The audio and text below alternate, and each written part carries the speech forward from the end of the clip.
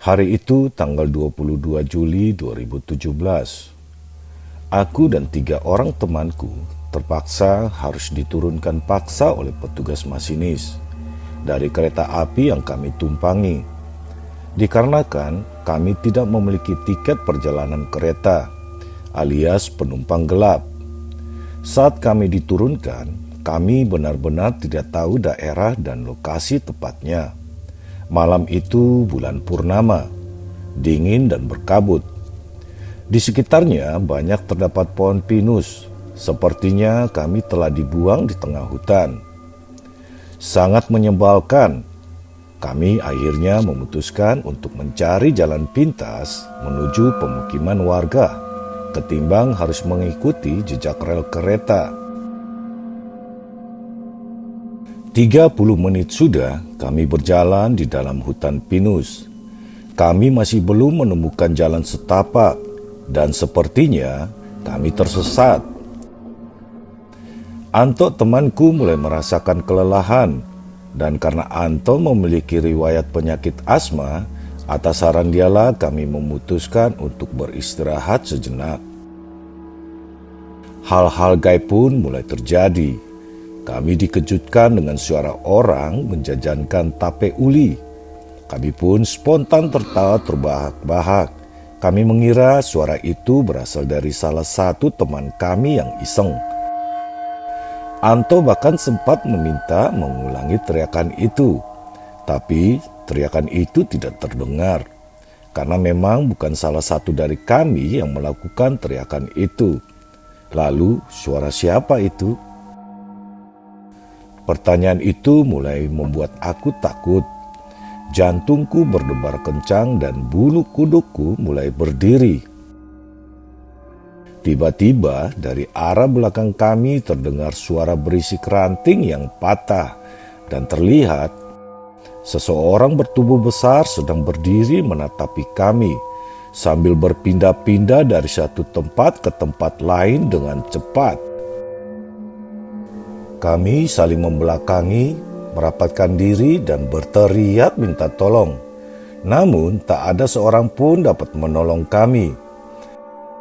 Aku sadar kalau aku harus membela diriku dan teman-temanku. Kuambil sebatang kayu yang berada tepat di bawah kakiku untuk bersiap menyerangnya.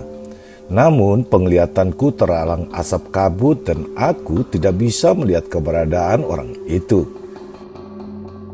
Kami hanya terdiam sambil terus mengamati sekitar. Salah satu temanku berbisik agar kita segera meninggalkan tempat itu. Tapi ke arah mana, kami tidak bisa menentukan arah. Langkah demi langkah kami mulai perlahan-lahan meninggalkan tempat menyeramkan itu. Namun ternyata pengalaman menyeramkan kami belum berakhir. Dendi tiba-tiba mengalami hal yang sangat mengerikan. Bola matanya membesar dan hanya berwarna putih. Dia jatuh, kaki dan tangannya kaku, dan tubuhnya meronta-ronta. Lalu terlihat Dendi bersujud dan kepalanya menoleh ke atas sambil menunjukkan sesuatu. Suasana semakin kacau. Jantungku rasanya ingin melompat keluar dari dadaku. Saat Dendi berdiri, dia terus menunjukkan jari tangannya. Matanya masih terlihat putih dan kami baru mengerti apa maksud Dendi. Ketika kami melihat arah yang ditunjukkan, terlihat di atas pohon, ada seseorang yang lebih besar lagi sedang duduk di atas pohon sambil mengayunkan kakinya. Dia melompat dan berlari ke arah kami. Kayu yang masih kupegang, kugunakan untuk melawannya. Tapi tubuhku sepertinya dibawa pergi dan aku sudah tidak menyadarkan diri.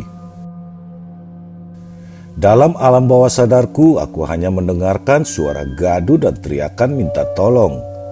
Aku baru menyadarkan diri setelah tubuhku mulai terasa terbakar. Ternyata hari telah siang dan matahari tepat di atas kepalaku. Ya ampun, Aku baru sadar posisiku ada di atas pohon saat itu. Aku berusaha turun dan mencari teman-temanku, tapi tidak menemukan mereka. Aku memutuskan untuk bergegas meninggalkan hutan itu. Setelah beberapa menit berjalan dan menemukan persawahan, dari kejauhan aku melihat kerumunan orang sedang berkumpul. Aku berusaha mendekat dan meminta tolong. Di antara kerumunan itu, aku melihat dua orang temanku dengan baju compang-camping, Dendi dan Niko. Aku tidak melihat Anto di sana. Karena kondisiku yang masih syok, aku hanya mendengarkan pertanyaan warga tanpa menjawabnya. Aku masih berpikir bagaimana dengan nasib Anto temanku.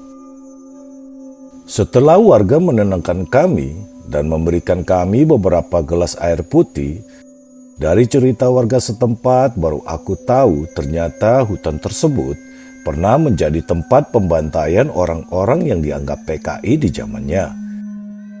Dan banyak kisah menyeramkan yang terjadi di sana.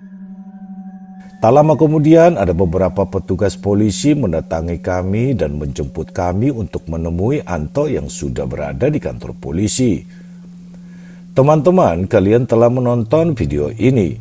Jika kalian suka, bisa langsung kalian like, subscribe, dan tandai lonceng kalian agar kami bisa memastikan kalian mendapatkan video terbaik kami setiap harinya. Dan sampai bertemu di video berikut ya. Terima kasih.